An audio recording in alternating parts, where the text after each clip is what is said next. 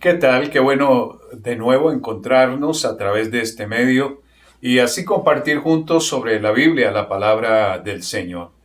Quiero en un paréntesis rápido recordarles que esta misma tarde, a las 2 de la misma, vamos a tener un enlace vía Zoom con todos los miembros de nuestra congregación CCMI. Muchas gracias. Y vamos a ir a la reflexión de la palabra del Señor. Ya hemos leído en Apocalipsis capítulo 2, del versículo 1 al 7. Algunos le han dado a este pasaje el nombre de la iglesia sin amor. Yo he preferido darle el título de Realidad de la iglesia de Éfeso. Si el Señor les escribiera una carta a las iglesias, a las congregaciones de hoy, ¿qué diría? ¿A cuál de las 7 iglesias nombradas en Apocalipsis 2 y 3 se parece más la nuestra? ¿Cuáles cualidades alabaría a Jesús de su iglesia y de la nuestra? ¿Qué amonestaciones recibiríamos? Permítanme compartir una ilustración. Es una obra súper conocida llamada La Metamorfosis. El autor es Franz Kafka, austrohúngaro. Por allá a comienzos del siglo XX su obra fue muy destacada. Y La Metamorfosis, yo tuve que leerla siendo un estudiante, narra la transformación de Gregorio Samsa, un agente viajero, en un monstruoso insecto, y el impacto que tiene este acontecimiento es no solo en su propia vida, sino en toda la familia y en quienes le han conocido. Y la historia comienza con ideas absurdas de Gregorio, insatisfacción en el lugar de trabajo y tantas otras cosas que a lo largo de la vida ha venido acumulando. De ser un padre ejemplar, un trabajador responsable, su vida cambia de un momento a otro. Un día despierta luego de haber tenido pesadillas y va descubriendo su transformación en un insecto. Sus innumerables patas, su abdomen abombado, el caparazón que sustituye a su espalda, sus nuevas y fuertes mandíbulas, pese a la gravedad de la situación. La primera preocupación de Gregorio es justificar su ausencia del trabajo. Al principio sus familiares no saben cómo hacer frente a la situación. Su padre se enfada y lo desprecia. Sin embargo, su hermana Grete, la cual siente gran cariño por Gregorio, se apiada de él, lo alimenta y lo cuida. Pero un día se harta y dice ya no más y lo repudia. La economía familiar y las relaciones se hacen pedazos debido al estado de Gregorio. Entonces los miembros de la familia tienen que realizar algunos ajustes económicos, reducir la jornada laboral de la empleada y alquilar una habitación a unos nuevos inquilinos para obtener mejores entradas. Sin embargo, la situación se hace insoportable. Después de tantos hechos lamentables, la familia entiende que esta situación con Gregorio es insostenible. El protagonista también lo cree así, de modo que decide encerrarse en su habitación sin alimentos y día más tarde, cuando entra la criada a asear el lugar, encuentra a Gregorio muerto. El triste final de Gregorio Samsa en La Metamorfosis, ¿qué parecido puede tener con la iglesia de Éfeso y con nosotros? La realidad de la iglesia de Éfeso. El libro de Apocalipsis es la revelación del propio Señor Jesucristo, como dice el capítulo 1, versículo 1. Y las 7 iglesias nombradas aquí estaban en el continente asiático y eran cercanas unas de las otras. No son iglesias imaginarias o ficticias. Estaban compuestas de personas reales que vivían en las ciudades conocidas de esa época. El propósito de estas cartas era animar a los cristianos y advertirles acerca de los peligros que la iglesia enfrentaba. Probablemente Juan, el autor, conocía de manera personal esas 7 iglesias. Recordemos que Juan estaba desterrado en la isla de Patmos, quizás ubicada a unos 100 kilómetros de la ciudad de Éfeso. Y tal vez para Juan fue bastante duro recibir esa evaluación directa de Dios sobre su iglesia. Aunque estas 7 iglesias son históricas, representan los tipos de iglesias que han existido y existirán hasta cuando Jesús lleve a su iglesia al cielo. Lo que Cristo dice aquí es relevante en todos los tiempos. ¿Cuál es nuestro llamado hoy? Es a prestar oído a lo que Dios nos quiere hablar sobre las 7 iglesias. Dice, el que tiene oído, oiga lo que el Espíritu de Dios dice a las iglesias. Recordemos en dónde estaban ubicadas estas 7 iglesias. En Éfeso, en la ciudad de Esmirna, en la ciudad de Pérgamo, en Tiatira, en Sardis, Filadelfia y la Odisea. ¿Cuál será el mensaje de Dios para nosotros? ¿Qué debo hacer yo? ¿Cuál será el mensaje que Dios tiene para nuestro tiempo? ¿Y qué debes hacer tú? Comencemos entonces con la primera iglesia de esos días, Éfeso. En síntesis, el mensaje de Jesús para la iglesia de Éfeso es que Él tiene muchas cosas buenas que decirle.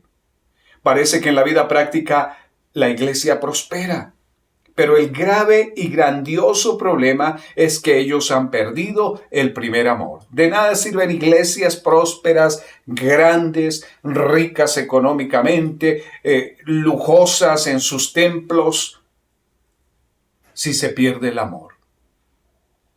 Han perdido la relación personal con Dios. La iglesia de Éfeso había sufrido al punto de perder su vida espiritual. Jesús, quien es el fundador y sustentador de su iglesia, en cada lugar sobre el planeta, estaba preocupado. Ya habían pasado 40 años desde que el Evangelio había llegado a Éfeso y la iglesia parecía estar firme en la fe y en la doctrina recibida de los apóstoles. Pero Jesús halló ciertas faltas, y aunque un tanto ocultas u oculta, porque una en específico es de la que habla, era grave, pues estaba llevando la iglesia al fracaso. Y de no haber un cambio, el candelero de la iglesia de Éfeso sería quitado. ¿En qué consistía esa falta que preocupaba a Jesús? Apocalipsis 2:4 dice claramente que has dejado el o tu primer amor. Y también habla de las obras, las primeras obras. Tomemos esta amonestación de Jesús para nosotros mismos y aprendamos de ella. ¿Cuánto hemos cambiado el ánimo y dedicación que tuvimos al ser salvos? Miremos primero el lugar donde estaba la iglesia de Éfeso. Éfeso era una ciudad entregada a la idolatría. Se jactaba de ser la ciudad guardiana de la gran diosa Diana, que, según se creía, había venido de Júpiter. El culto a Diana era impuro y vergonzoso. Los seguidores de la diosa Diana venían de toda Asia a rendirle culto y corromperse con las maldades asociadas a dicho culto. Los efesios también practicaban la magia. Muchos tenían libros que consultaban para saber cómo entrar en este mundo del oculto con ayuda de espíritus malignos. La ciudad de Éfeso, aunque rica en turismo y comercio generado de estas actividades, era en realidad un campo blanco para la siembra del Evangelio de Jesús. En medio de todo esto, llega el apóstol Pablo y se queda allí unos 3 años. Durante ese tiempo sufre mucha persecución, pero también ve el fruto de sus labores. Pronto nace una iglesia de creyentes auténticos. Y tal es el poder del Evangelio que muchos efesios se convierten a Cristo guiados por el Espíritu Santo, y lo podemos ver en el libro de Hechos capítulo 19. En el versículo 17 y hasta el 20 podemos leer lo siguiente. Y esto fue notorio a todos los que habitaban en Éfeso, así judíos como griegos, y tuvieron temor todos ellos. Y era magnificado el nombre del Señor Jesús. Y muchos de los que habían creído venían confesando y dando cuenta de sus hechos. Asimismo, muchos de los que habían practicado la magia trajeron los libros y los quemaron delante de todos. Y hecha la cuenta de su precio, hallaron que eran 50,000 piezas de plata. Así crecía y prevalecía poderosamente la palabra de Dios. Este fue el origen, el comienzo de la iglesia de Éfeso. El nombre de Jesús se difundió y era exaltado de tal manera que los practicantes y vendedores de imágenes de la diosa Diana temieron que su negocio iba a fracasar. Lea esto en el libro de Hechos. Sin embargo, el acercamiento de la gente efesia arrepentida era voluntario y auténtico, como lo es la salvación. El Espíritu Santo hacía que confesaran públicamente todos sus malos hechos.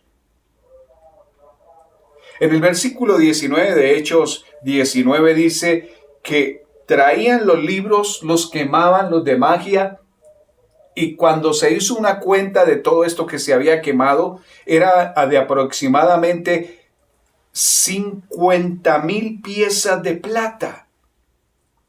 Equivalía al salario de 135 trabajadores en el campo durante todo un año.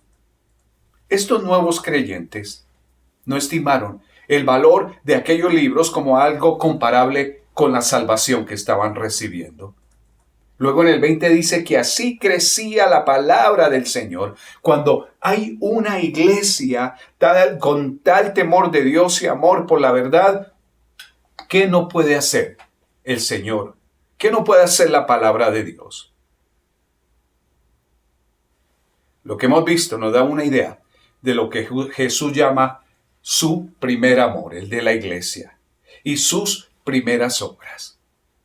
Podemos recordar cuando vinimos a Cristo, cuando empezamos a seguir, a servir a nuestro Salvador. Veamos la iglesia de Éfeso 40 años después. Según la narración de Apocalipsis 2, ahora vemos la iglesia de Éfeso con mucho celo por el nombre de Jesús. Jesús dice, yo conozco tus obras y tu arduo trabajo y paciencia, que no puedes soportar a los malos, y has probado a los que se dicen ser apóstoles y no lo son, y los has hallado mentirosos, y has sufrido y has tenido paciencia, y has trabajado arduamente por amor de mi nombre y no has desmayado. Lo que Jesús dice son cosas admirables de su iglesia. La iglesia no puede soportar a los malos. Ella prueba a los que se dicen ser apóstoles y los halla mentirosos. Ella sufre, tiene paciencia, trabaja arduamente por amor del nombre de Jesús y no desmaya. Además, la iglesia en Éfeso aborrece las obras falsas de los nicolaitas. Esta era una enseñanza que se daba sobre la sensualidad, del entregarse a la concupiscencia del cuerpo sin reserva, pues según ellos era solo asunto del cuerpo y no afectaba lo espiritual de lo personal. Esa era la doctrina de los nicolaitas. Desde años atrás, los pastores habían tomado en serio las advertencias del apóstol Pablo en contra de los lobos rapaces que entrarían en medio de ellos, y de hombres que se levantarían para destruir la fe, como dice Hechos 20, del 28 al 30. Los ancianos, los líderes de la iglesia de Éfeso habían transmitido fielmente esta advertencia a la siguiente generación. Ahora veamos lo que ve Jesús en la iglesia. Para esto analicemos algunas consideraciones a la vez que nos examinamos a nosotros mismos. La iglesia en Éfeso es como un espejo para nosotros mismos. Primero, tenemos las palabras de la propia boca de Jesús. Pero tengo contra ti que has dejado tu primer amor. ¿Qué había pasado con aquel temor sincero que nos narra el libro de los Hechos? Quizás ellos habían dejado de lado el fervor para centrarse en la doctrina. ¿Sería que ya no era tan necesario el dar cuenta de sus hechos a la iglesia? ¿Sería posible que las riquezas y bienes de este mundo estuvieran ahogando ese amor de los primeros años? Sin duda, los hermanos de Éfeso estaban capacitados para mantenerse firmes frente a las falsas doctrinas. Pero ¿prevalecía con igual fuerza la palabra del Señor en sus propias vidas? Según Jesús, esas primeras obras ya habían desaparecido de entre ellos. Y muchas veces nosotros sentimos ya que hemos recibido de Dios bendición, perdón, que nos ponemos tan cómodos y nos olvidamos del amor de Cristo en nuestros corazones. También el texto de Apocalipsis 2 dice, has dejado. La iglesia estaba separando dos cosas que deben ser unidas siempre. Para Jesús es imposible dejar el primer amor y al mismo tiempo permanecer fiel a la doctrina bíblica. De la misma manera, es imposible dejar la doctrina bíblica y seguir perseverando en el primer amor de manera que agrade a Dios. El uno sin el otro lleva al fracaso. El hecho de haber dejado el primer amor indica un problema serio del corazón. ¿Qué cosas hacen que se pierda ese primer amor? Veamos lo que dice el apóstol Pedro en su segunda carta, capítulo 1, versículo 9. Pero el que no tiene estas cosas, tiene la vista muy corta, es ciego, habiendo olvidado la purificación de sus antiguos pecados. ¿Es posible olvidarnos?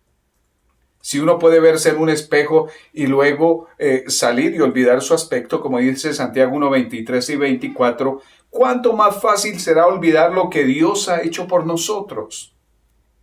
Vemos que en los tiempos del Antiguo Testamento, el pueblo de Israel volvía a los ídolos vez tras vez porque se olvidaba de Dios y de sus grandes prodigios que Él había hecho por ellos. Deuteronomio 32, 17 y 18, por ejemplo, sacrificaron a los demonios y no a Dios. Y está hablando del pueblo de Israel. A dioses que no habían conocido, a nuevos dioses venidos de cerca, que no habían temido vuestros padres. De la roca que te creó te olvidaste. Te has olvidado de Dios tu Creador. Jesucristo es la roca de la eternidad. Jesucristo es la roca sobre la cual la iglesia reposa, sobre la cual Él la afirmó y no será movida de ahí. El Salmo 78, 10 y 11 dice, ni quisieron andar en su ley, en la ley del Señor. Nos olvidamos de Dios. Decimos que el olvido tiene que ver con una falta de interés o una mente distraída. Sin embargo, este texto nos dice que hay otras razones. Es un asunto de nuestra voluntad, una decisión. Olvidamos lo que Dios ha hecho por nosotros porque no queremos andar en su ley. Es decir, es muy probable que dejemos nuestro primer amor sencillamente porque no queremos recordar la ley de Dios ni andar en ella. Quizás la causa principal por la que las personas dejen su primer amor es la pereza espiritual. En Hebreos 5:11 dice, os habéis hecho tardos para oír. Luego en Hebreos 6:12, a fin de que no os hagáis perezosos, sino imitadores de aquellos que por la fe y la paciencia heredan las promesas. Las palabras tardos y perezosos tienen el mismo significado en estas dos referencias. Dan el sentido de lentitud, de ser torpes o de carecer de aquel vigoroso crecimiento en el conocimiento de Dios. La Biblia dice en Proverbios 19:15, La pereza hace caer en profundo sueño y el alma negligente padecerá hambre. Y en Eclesiastés 10:18 leemos, por la pereza se cae la techumbre y por la flojera de las manos se llueve la casa. Esto es precisamente lo que hace la pereza espiritual con nuestro primer amor. Nos causa sueño y desnutrición espiritual. Nos hace descuidar nuestro primer amor y abandonarlo. La pereza espiritual es muy engañosa. Destruye poco a poco nuestro primer amor. El afán y la ansiedad por las cosas de este mundo, por el dinero, por el placer, adormecen la conciencia y ahogan el primer amor. Nos lleva a descuidar nuestra relación con Dios. Por eso hablaba hace un momento de la comodidad.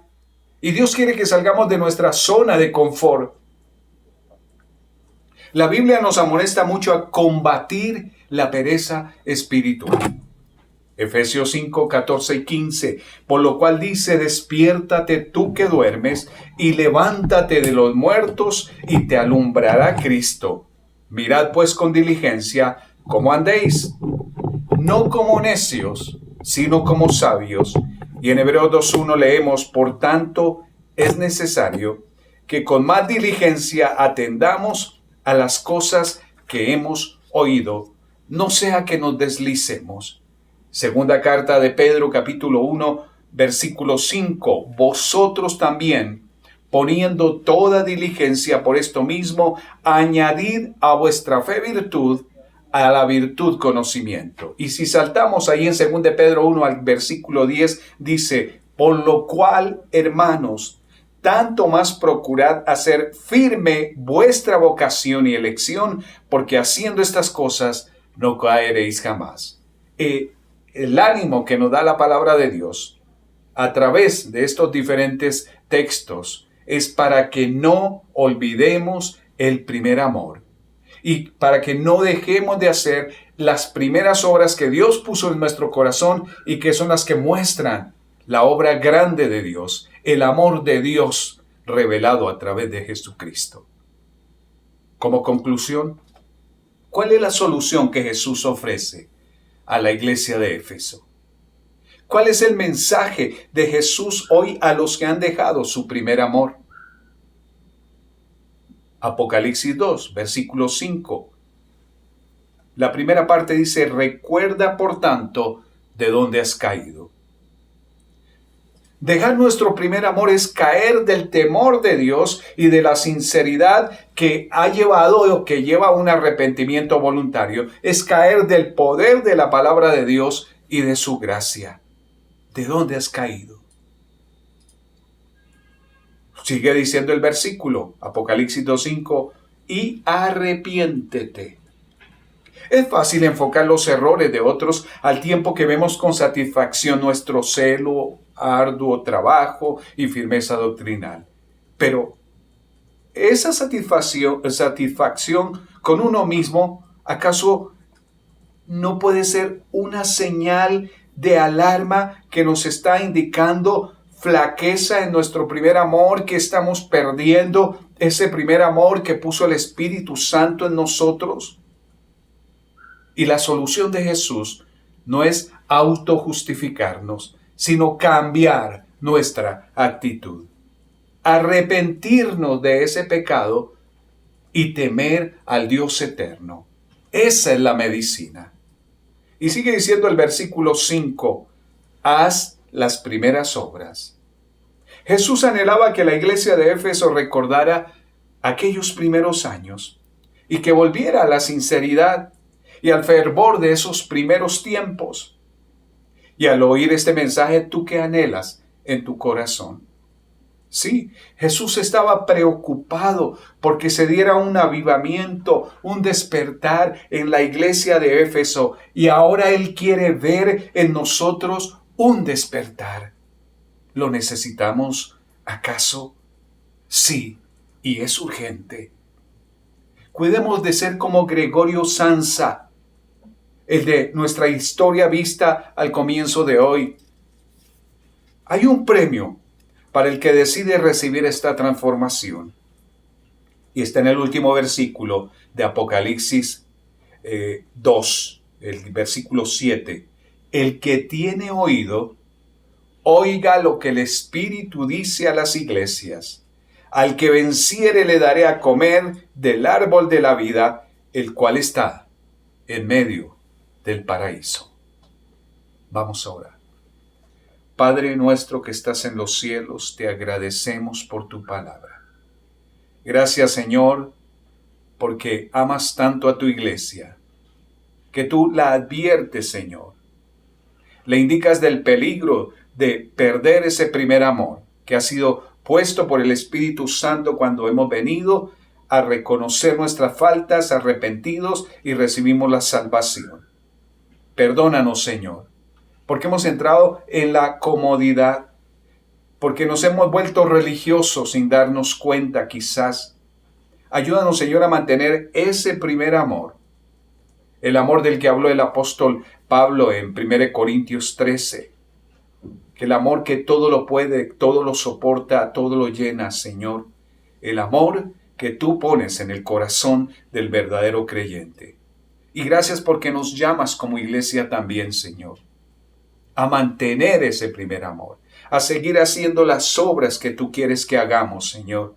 Necesitamos de tu presencia, necesitamos un despertar espiritual.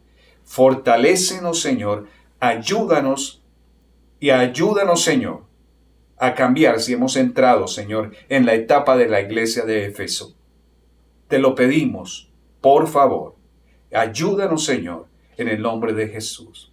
Y Padre, presentamos delante de ti esta semana. Guíanos, ayúdanos, provee, Señor, y ante todo que tengamos un renacer, un despertar, Señor, un avivamiento en nuestros corazones que puede irradiar para otros, Señor. Lo pedimos en el nombre de Jesús y agradecemos todo. Amén. Que Dios les bendiga y que tengan una linda semana.